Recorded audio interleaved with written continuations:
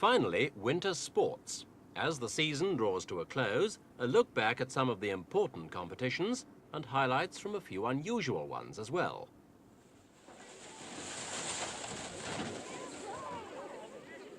One way of passing a pleasant winter's afternoon.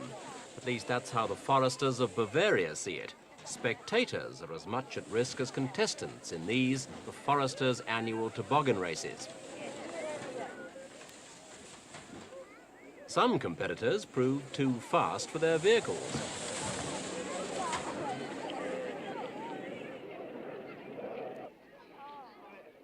Despite the speed and the spills, local opinion was agreed that this year's track had been much slowed down by fresh falls of snow.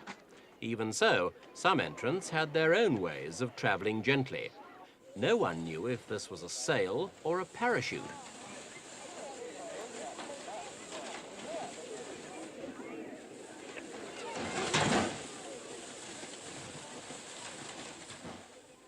And some costumes seemed a deliberate scoff at the weather. From the amateurs to the experts. In St. Moritz, the finals of the World Championship four-man bobsleds.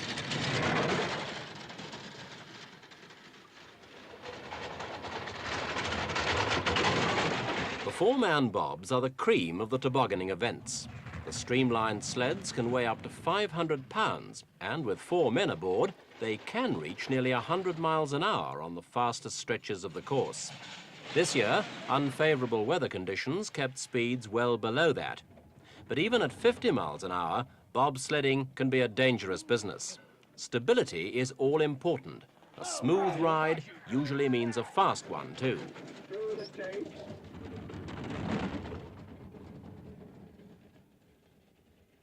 The most important member of the team is the front man, the driver, who's also always captain.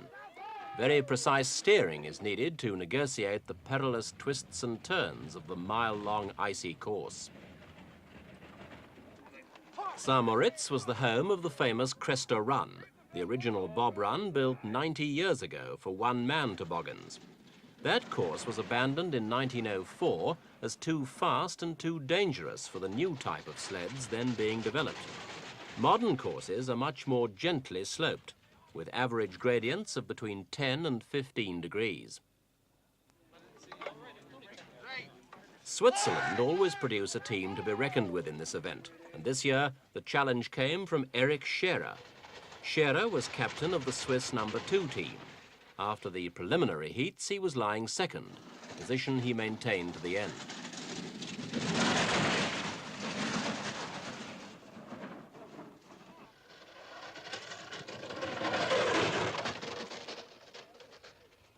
The Germans, from both east and west, were the only serious challengers to the Swiss. Here's West Germany's second team, captained by Jakob Resch, who made a good showing in the preliminary runs. The 25-year-old skipper is in only his second season on four-man bobs. His team finally finished third.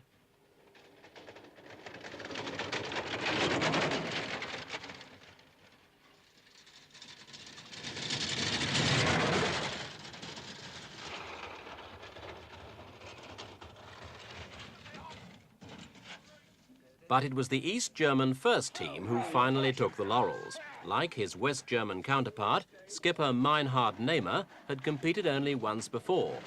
He won both the two-man and the four-man bobs in last year's Olympics, and now added the World Championship to achieve a remarkable record of success in just over a year.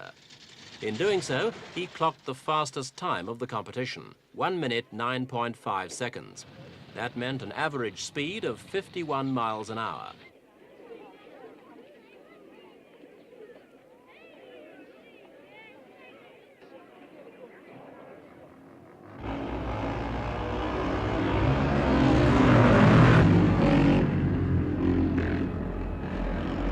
A more bizarre, but certainly no less dangerous sport, ice speedway. To the uninitiated, the riders appear to achieve the impossible.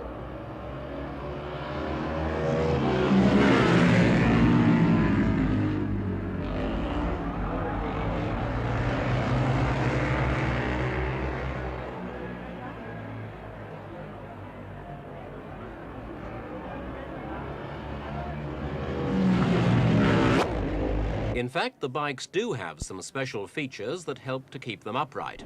Each wheel has 120 metal spikes, 28 millimeters long. These give the machines some grip on the ice, but they offer no guarantee of safety. Bone-crunching spills are a frequent feature of the races.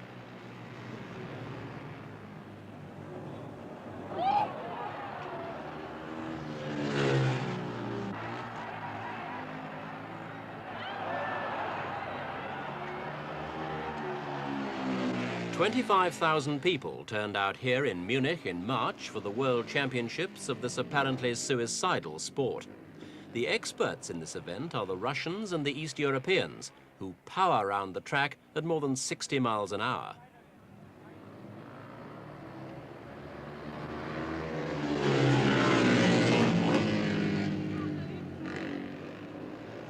This race clinched the world title yet again for the reigning champion Sergei Tarabenko of the Soviet Union.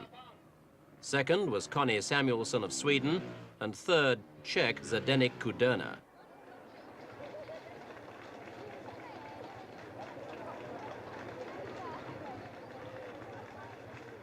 Also at 60 miles an hour, but under their own steam, the world's fastest skiers, who gathered at Kitzbühel, Austria in January for the men's World Cup downhill event.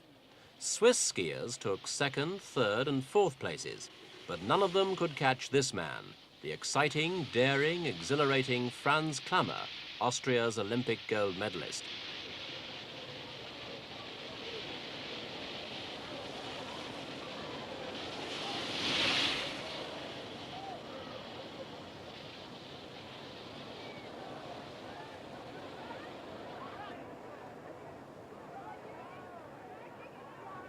This was Klammer's 18th downhill win in major competitions and his 9th in a row.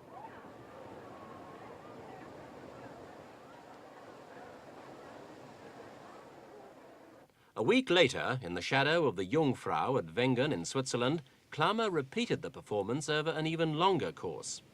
But this meeting was memorable for the men's slalom event over a mammoth 56-gate course.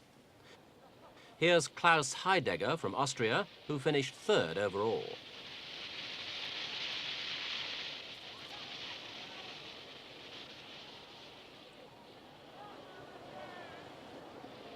Paul Frommelt of Liechtenstein had one of the fastest runs, clocking 47.82 seconds.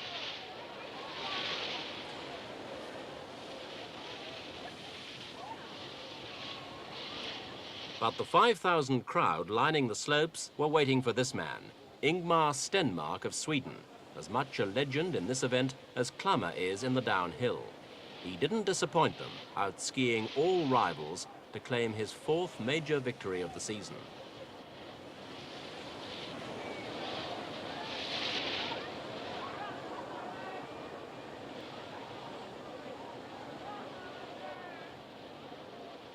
And from the aristocrats of the sport to the masses, in fact, an incredible 12,000 of them in this event in Sweden. That was the fantastic entry for this year's Vasaloppet, the annual cross-country race named after Sweden's King Gustav Vasa, who reigned in the 16th century and who, by all accounts, was no slouch on a pair of skis. The example he set has no end of emulators, just as long as they can get started.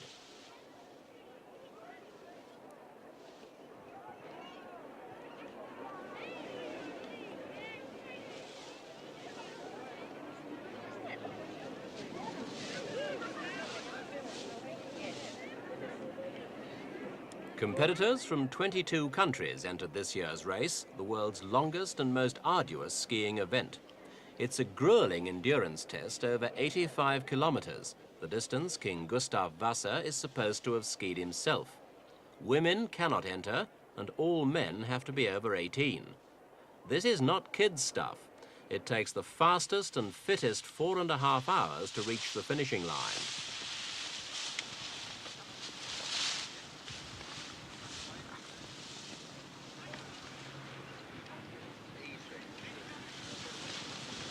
One advantage this year that's not always enjoyed was the weather.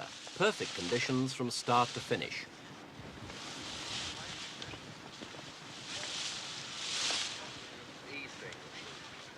Liquid refreshments on the move help to keep up stamina as the skiers move through a variety of terrain and past several villages.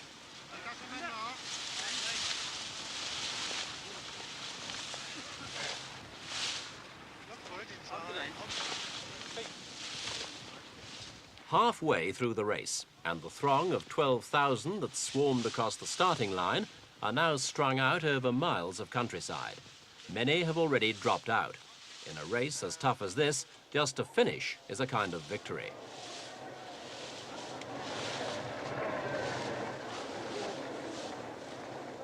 The first man home, with a time of 4 hours 30 minutes, was Ivan Karanin of Russia.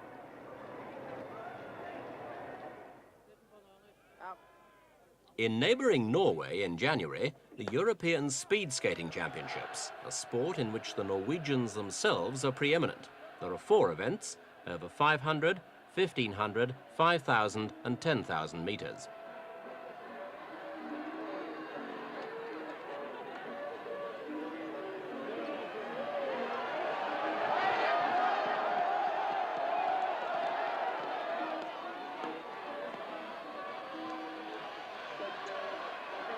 Despite competition from 9 other countries, Norway swept the board, with individual winners in each event and with Norwegians taking the first 4 places overall.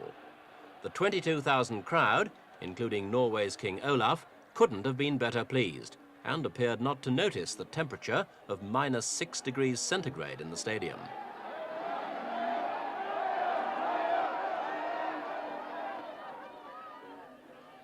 Jan Egil, seen here skating against Kay Stenjamet, also from Norway, became the new European champion, and so added another gold medal to the one he gained in last year's Winter Olympics.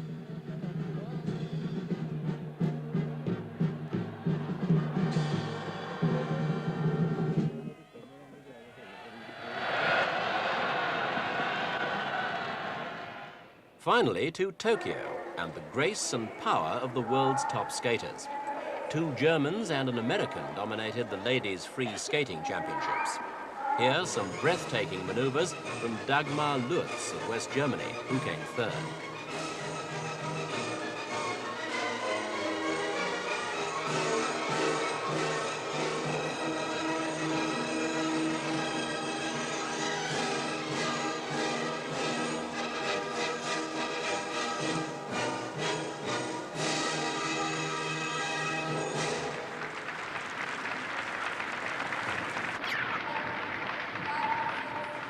And then the dreamy, effortless grace of East Germany's Annette Poetsch, which brought her 2nd place and a silver medal.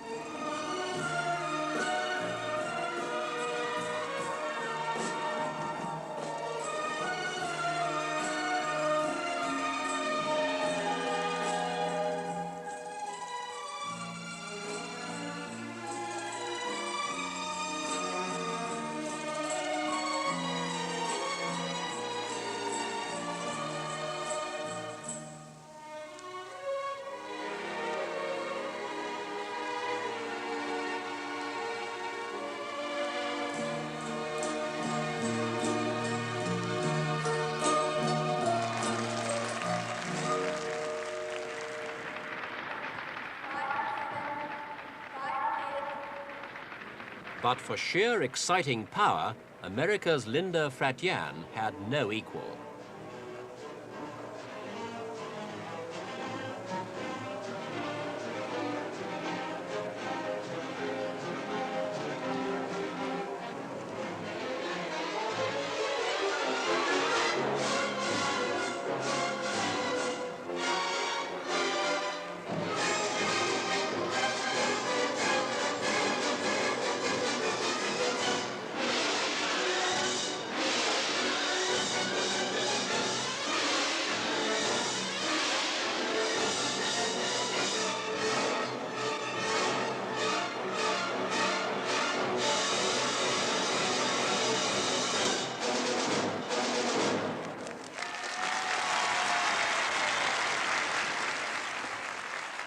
A performance that placed her above all her rivals, made a worthy world champion and a fitting end to the winter sports season.